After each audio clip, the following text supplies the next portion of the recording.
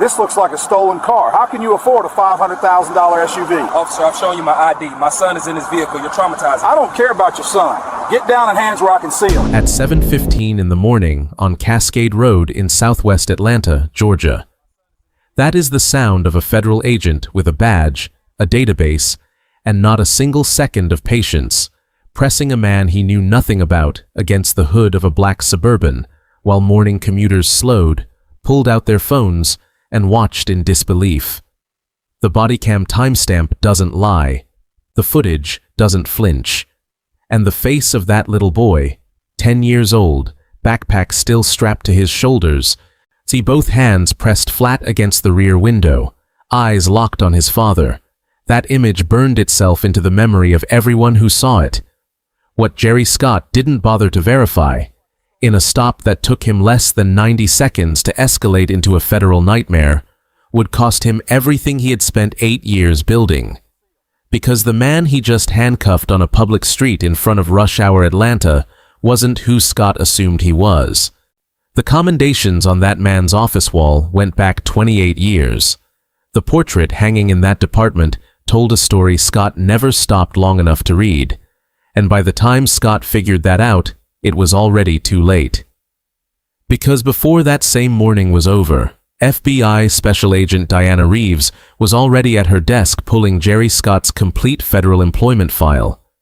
By 10 o'clock, the Georgia governor's office had been briefed. 3 separate federal agencies had opened parallel inquiries before most people in Atlanta had finished their second cup of coffee. And on Peachtree Street in downtown Atlanta, one of the most recognized addresses in the state of Georgia, attorneys were already drafting the paperwork for what would become the single largest individual ICE misconduct settlement in the entire history of Georgia. $6.7 million. One morning, one decision. One agent who couldn't be bothered to verify a single fact before destroying his own career on camera. If you watched this entire story and didn't subscribe, you're part of the problem. Hit that button.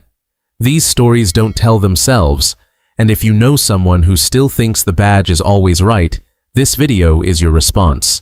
Please share, let the footage speak. Jerry Scott was 41 years old, 8 years with ICE's Atlanta field office, and 8 years of a badge he treated less like a responsibility and more like a hunting license. His colleagues had one word for him: zealous. And in that office, everyone understood exactly what that word meant when attached to Jerry Scott's name. It didn't mean dedicated. It meant someone who kept score, someone who measured his own value in stops made and suspects secured, facts optional. He had been passed over for senior field supervisor twice. Both times the feedback came back wrapped in careful language.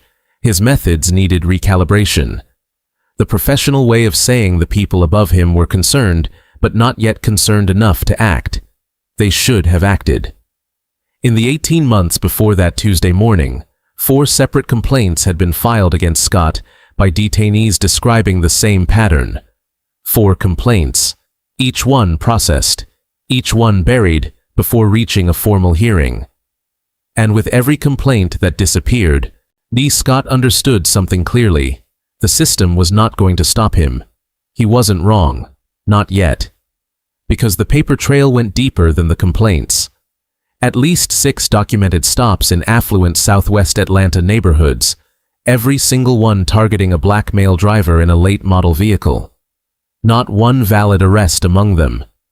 2 colleagues had formally requested reassignment away from joint operations with him, putting their discomfort in writing, citing his unpredictable escalation patterns. A supervising agent had written an internal memo 14 months earlier describing Scott as someone who operated at the outer edge of authorized discretion. Every complaint, every memo, every transfer request, filed, shelved, forgotten. The system that had every opportunity to stop Jerry Scott handed him a badge and sent him back out instead. That morning, Scott was working alone, the way he preferred. No partner, no second voice, just his judgment, his laptop, and a database he had no filed patrol plan to justify using. At 6:48 a.m., he was parked near a BP station on Cascade Road. Coffee going cold. Radio on low. Running plates on passing vehicles. Unsanctioned, unlogged, unaccountable. 2 blocks north, a black Suburban with Municipal City of Atlanta plates pulled out of a residential driveway. Scott's fingers stopped on the keyboard. He entered the plate. Not into the municipal registry. The system that would have resolved everything in seconds. Into a consumer stolen vehicle database. The kind of system you use when you're looking for permission to do what you've already decided to do. A flag came back, filed at 6:31 a.m., just 77 minutes earlier. No supervisor authorization, no source verification. A single entry from a system that had no business being used on a municipally plated government vehicle. Scott didn't call it in. Didn't verify the source, didn't ask a single question. He put the car in drive. Chief Collins McCurley was 45 years old, in a dark gray pullover and khakis, his version of dressed down. 28 years on the Atlanta PD. Started walking a beat in Vine City at 17, and never once considered leaving. The kind of chief whose officers called him chief in the Publix parking lot on a Saturday afternoon. Not because they had to, because it fit. His Suburban was municipally registered, legally plated, and had been sitting in his driveway since Tuesday evening. Travel mug in the cup holder. A permission slip on the console still needing his signature. Trey's backpack on the rear seat. He was taking his 10-year-old son to Woodward Academy, a school that had cost him years of back-to-back shifts to make possible. Their Tuesday morning ritual was simple. Radio off, windows cracked, McCurley asking Trey one question about whatever he was reading that week. That morning, Trey had been talking about a book on Thurgood Marshall since the driveway. Animated, engaged, connecting ideas the way children do when something genuinely excites them. McCurley had been listening the whole way, asking follow-up questions, smiling at his son's enthusiasm for a man who had walked into rooms where nobody wanted him and changed the law anyway. He was still smiling when he turned onto Cascade Road. This was a man who had stood at 2 officer funeral podiums that year, one shooting, one suicide, and found words for families who had none. Who spent his weekends coaching Trey's flag football team at Mosley Park, who had personally mentored 14 young officers through the department's pipeline program in 3 years. At 7:02 that morning, his wife had sent him a reminder about Trey's science presentation on Friday. He replied with a thumbs up and set the phone back on the console. That was the last thing Collins McCurley did before Jerry Scott put his car in drive. Scott's vehicle cut diagonally across the lane without signaling. No protocol, no positioning, no procedure. He was out before it fully stopped, moving with the energy of a man who had already decided how the next 10 minutes were going to go. McCurley's window wasn't fully down when Scott's demand landed. License, registration, step out. No badge displayed, no identification offered, no reason given. McCurley kept one hand flat and visible on the steering wheel and calmly asked what the stop was regarding. Scott's answer was that the stop was regarding the fact that he had already given an instruction and was waiting for it to be followed. On the sidewalk, a woman pushing a stroller slowed without stopping. Something felt wrong. She didn't know yet what it was. Scott announced the Suburban was flagged as stolen. McCurley, measured and steady, informed him the vehicle was registered to the city of Atlanta and that documentation was in the console. Scott's response was that documentation was exactly what someone driving a stolen city vehicle would produce. In the back seat, Trey stopped talking mid-sentence about Thurgood Marshall.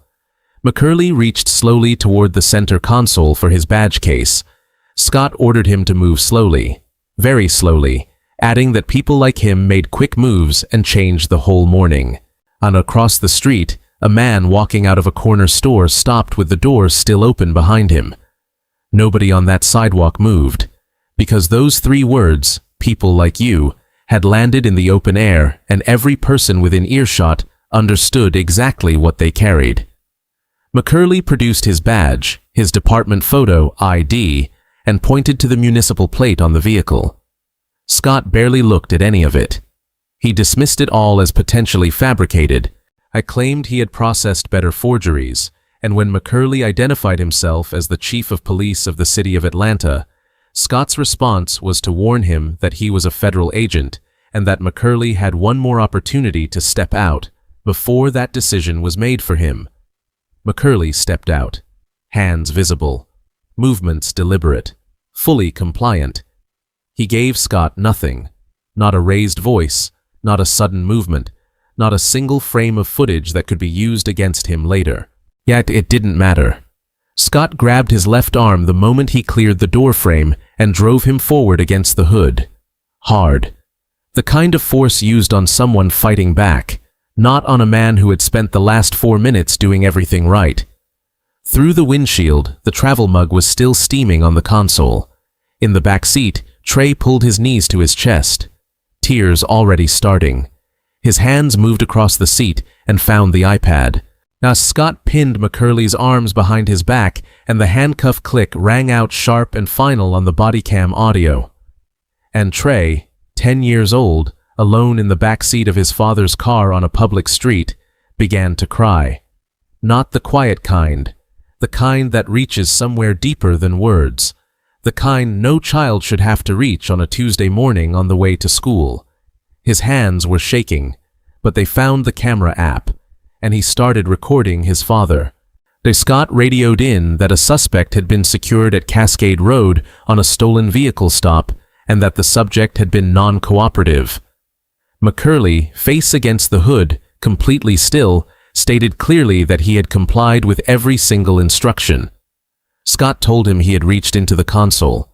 McCurley said it was for his badge, the badge Scott had dismissed without reading a single word on it. Scott told him to stay quiet. The BodyCam caught every word of it. 5 bystanders were filming now. The man from the corner store called out, asking why a man who had shown a badge was in handcuffs. Scott told him to back up or face obstruction charges. Nobody moved.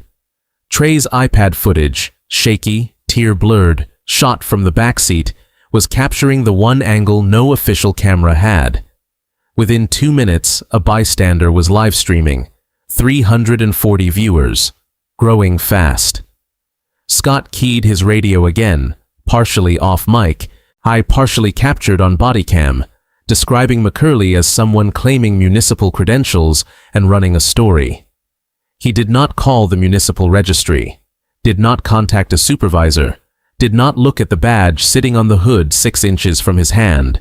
And what Scott did not know was that the flag he had used to handcuff a sitting police chief had been filed at 6:31 that morning by James Whitfield, a former Atlanta PD lieutenant terminated 8 months earlier by McCurley himself for falsifying overtime records.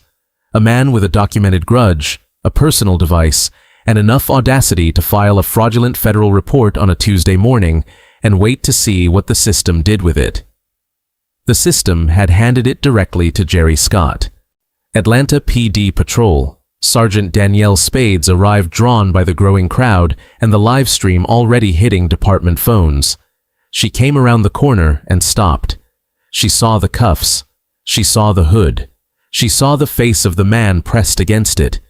Her BodyCam captured what it looks like when recognition collides with disbelief, the half-second delay before the brain catches up to what the eyes are seeing. She asked Scott if he knew who the man in the cuffs was. Scott said he knew who the man was claiming to be. Spade stepped closer and told him quietly and precisely that was Chief Collins McCurley of the Atlanta PD. The street went completely silent. In the Suburban's back seat, Trey was still recording. His hands had stopped shaking. Spades requested Scott's documented basis for the stop, formally, on the record, on camera. He produced the stolen vehicle flag, one database entry, no supervisor authorization, no source verification. Spades looked at the entry, looked at the plate, and informed Scott that he had run the plate against a consumer database, one that municipal government plates don't even appear in. She contacted Atlanta PD Dispatch directly, on her BodyCam, on the record. The The response came back in under 90 seconds. Vehicle assigned to Chief Collins McCurley. Current. Valid. 0 flags in any municipal system. Then she pulled the source of the original report. James Whitfield. Terminated lieutenant. Active grievance. Personal device. Filed at 6:31 a.m. Scott's entire legal foundation had just evaporated on camera in less time than it had taken him to drive 2 blocks. Spades informed Scott plainly that the report he had acted on had been filed that morning by a terminated employee with a documented personal grievance against the man now standing in handcuffs. Scott held his position and said he had acted on what the system showed. McCurley, still in cuffs and completely composed, observed quietly that Scott had chosen which system to check, the one that would give him what he had already decided he was looking for. 3 body cams running, every word preserved. Then McCurley looked at Spades, not at Scott, and noted that 2 other vehicles had been on that block when Scott made his decision that morning. Neither had been stopped. He asked that to be formally noted for the record. Scott said nothing. The body cam held on 4 full seconds of silence. Spades said it was noted, on camera and in her report. Then she told Scott to remove the restraints, immediately. He stood still for 3 full seconds, captured in real time on 2 separate body cams, before slowly reaching for the cuffs.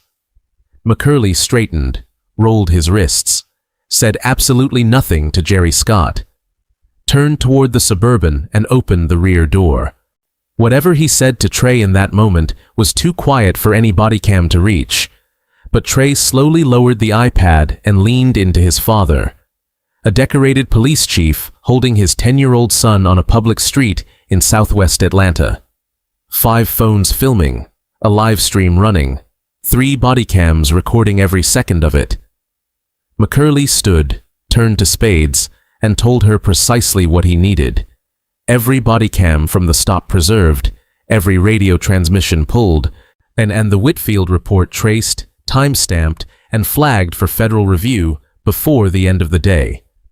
Spades told him to consider it done, and the footage, from 4 phones, 1 iPad, and 3 body cams, was already moving across the internet faster than Jerry Scott could begin to process what he had just done to himself.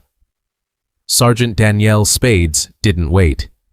The moment those handcuffs came off McCurley's wrists, she was already on her radio, not to report a routine stop, but with the kind of deliberate calm that means everything is about to become very serious, very fast.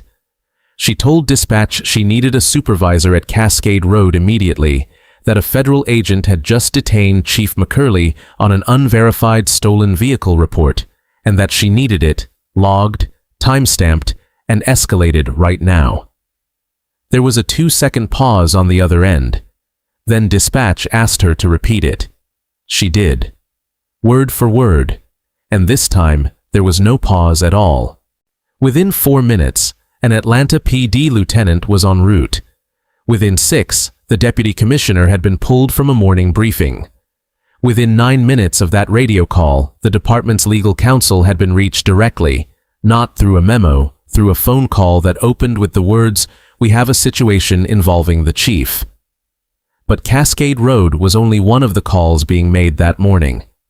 Inside a federal building on Ted Turner Drive in downtown Atlanta, an ice field supervisor was staring at an incident flag on his screen. An unverified stop, a municipal vehicle, a subject claiming law enforcement credentials, an agent who had never called in for verification before making the arrest. He picked up his phone. One call went to the Department of Homeland Security's Office of Inspector General. A second went to the Department of Justice's Civil Rights Division. A third, the one that moved fastest, landed on the desk of FBI Special Agent Diana Reeves at the Atlanta field office. Reeves did not move slowly when the facts were clear. By the time she had read the incident summary, reviewed the first 40 seconds of body cam footage, and traced the stolen vehicle report back to James Whitfield's terminated personnel file, the facts were extraordinarily clear. She was in her car by 9:40 a.m. She had Scott's complete federal employment history in hand by 10:15. She had reviewed the 4 buried complaints, the 2 shelved memos, the 6 documented stops in Southwest Atlanta, and the unverified database check Scott had used as his entire basis for handcuffing a sitting police chief in front of his 10-year-old son. By noon, she wasn't reviewing anymore. She was making an arrest. And meanwhile, Scott was sitting in the Icefield office break room when his supervisor walked in and set a single sheet of paper on the table in front of him. Badge access suspended, vehicle credentials pulled, cases reassigned. His phone buzzed. A colleague from another unit telling him they had pulled his BodyCam, all of it, and were calling it a civil rights violation. Scott stared at the table and said he had been doing his job, but the way those words landed, flat, and stripped of their usual edge, told the empty room what his expression wouldn't. He had seen the footage. He knew exactly what it showed.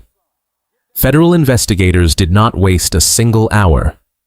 By early afternoon, agents from 3 separate agencies had descended on the ICE Atlanta field office. They pulled every BodyCam file from Scott's prior stops, every radio transmission log going back 14 months, every internal memo written and shelved, every complaint filed and buried. Then they subpoenaed James Whitfield's personal device and within hours had a complete digital trail connecting his terminated personnel file to the fraudulent database entry Scott had used as his justification that morning. The facts, as federal investigators would later describe them in official documentation, were devastating. That was the exact word used. By late afternoon, the Georgia governor's office had released a formal statement confirming that a sitting Atlanta police chief had been subjected to unlawful detention by a federal agent acting on a fraudulent and unverified report, and that every relevant authority was cooperating fully to ensure accountability at every level. Behind closed doors, the language was considerably stronger. In a conference room on the 4th floor of the Richard B. Russell Federal Building in downtown Atlanta, a senior DOJ official told a room full of attorneys and investigators that when a federal agent handcuffs an innocent man in front of his child on a public street, and every second of it is on camera, there is no negotiation. There is only prosecution. 3 days after Cascade Road, Chief Collins McCurley sat down with federal investigators in a conference room at Atlanta PD headquarters. He came alone. No attorney, no union rep, no prepared statement. He sat down, folded his hands on the table, and talked. He was precise and methodical. He walked investigators through every second of that morning, from the moment Scott's vehicle cut across the lane, to the feel of the hood against his face, to the sound of the handcuffs, to the moment he opened the rear door and saw Trey still holding the iPad. He described what it felt like to produce a badge that had taken 28 years to earn and watch a federal agent dismiss it without reading a single word. He described the calculation he had made in real time, the decision to stay calm, to comply with every instruction, to never raise his voice. Not because he wasn't entitled to, because he knew with the absolute clarity that comes from nearly 3 decades in law enforcement exactly how fast the narrative could flip. He knew what label attached itself to black men who raised their voices at federal agents on public streets. He had seen it happen. He had investigated it. He had attended the funerals. So he kept his hands visible, his voice steady, and he let the cameras do the work he wasn't permitted to do himself. Then he said something that stopped everyone in that room cold. He told them that the most dangerous moment of his 28-year career was not a shooting, not a hostage situation, not a threat he could see coming. It was a Tuesday morning on Cascade Road, in his own city, in his own vehicle, trying to get his son to school.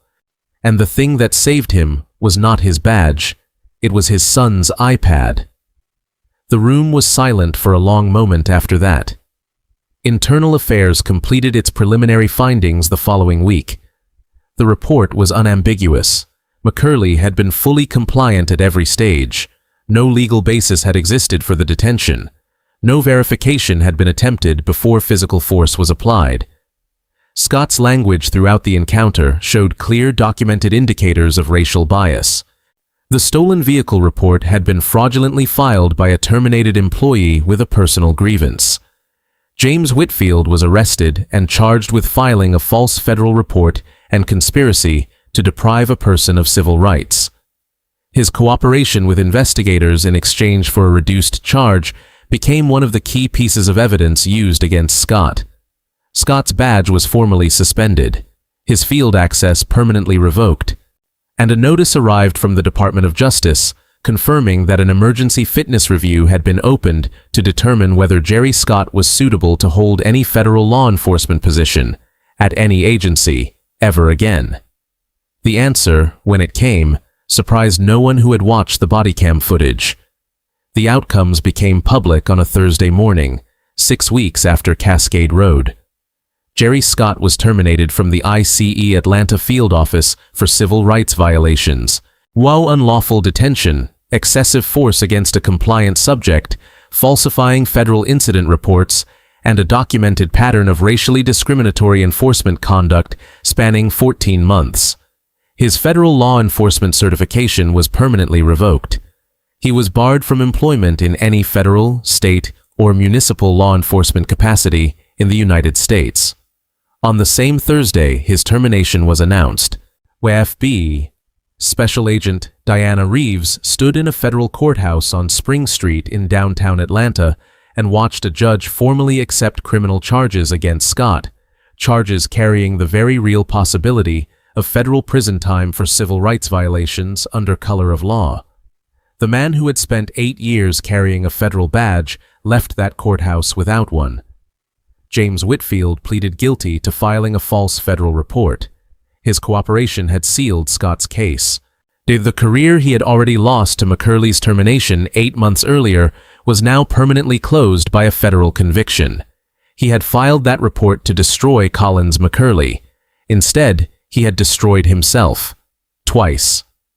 4 ICE supervisors were formally disciplined for their repeated failure to act on prior complaints against Scott. One was forced into early retirement. Another demoted 2 full grades. The field office entered into a federal consent agreement requiring mandatory bias training, enhanced stop documentation, and independent oversight of all residential area vehicle stops. The system that had handed Jerry Scott a badge and buried every warning sign was being dismantled on the record.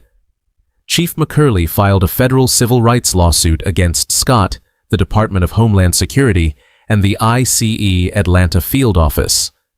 The evidence was overwhelming. The BodyCam footage irrefutable, the paper trail airtight. The case never went to trial.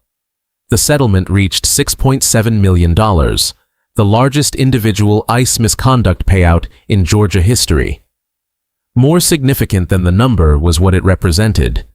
A federal admission, permanent and documented, that what happened on Cascade Road was wrong, was avoidable, and was the direct result of a system that had chosen repeatedly to look the other way. At Atlanta PD headquarters, McCurley's deputy commissioner sat across from him and told him plainly that he had handled that morning the way he had handled every difficult morning in 28 years, with more composure than anyone had a right to ask of him. That the system had failed him before it corrected itself, but that it had corrected itself because of exactly what he did. He let the evidence speak. McCurley nodded once and said he had just wanted it documented. The deputy commissioner told him it was, at every level. Just 6 weeks after Cascade Road, on a Tuesday morning, Chief Collins McCurley drove his black Suburban down Cascade Road toward Woodward Academy. Same route, same travel mug, same radio on low. Trey in the back seat, backpack on, talking about whatever he was reading that week. Nobody pulled them over. Nobody questioned the plate. Nobody asked whether the vehicle belonged to the man behind the wheel. They drove the whole way without stopping.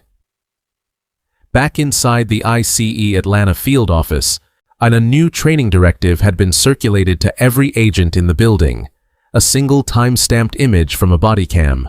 Underneath it, 4 words. Verify before you act. No names were printed beneath it. They didn't need to be. The careers those names once belonged to were already gone. If this story moved you, if you are thinking about that little boy in the back seat, about those 28 years, about every complaint that got filed and buried, don't let that feeling go quiet. Like this video. I'm subscribed so you never miss a story like this one, and share it with someone who needs to see what real accountability looks like. And tell us in the comments, do you believe the supervisors who buried every warning sign about Jerry Scott should have faced criminal charges too? Let us know where you stand.